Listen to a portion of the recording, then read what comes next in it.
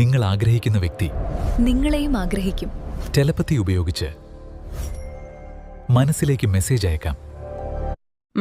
ഇപ്പോൾ നിങ്ങൾക്ക് ഏറ്റവും പ്രിയപ്പെട്ട എന്നാൽ ഏറെ അകന്നു നിൽക്കുന്ന ഒരാളെ മനസ്സിലേക്കൊന്ന് കൊണ്ടുവരിക.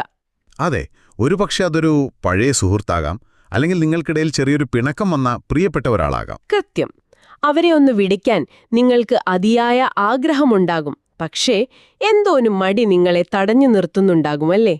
വളരെ സ്വാഭാവികമാണ് ആ ഒരു മടി. എന്നാൽ ഒരു ഫോണിന്റെയോ ഇന്റർനെറ്റിന്റെയോ സഹായമില്ലാതെ വെറും ചിന്തകൾ കൊണ്ട് മാത്രം അവരെക്കൊണ്ട് നിങ്ങളെ തിരികെ വിളിപ്പിക്കാൻ കഴിഞ്ഞാലോ?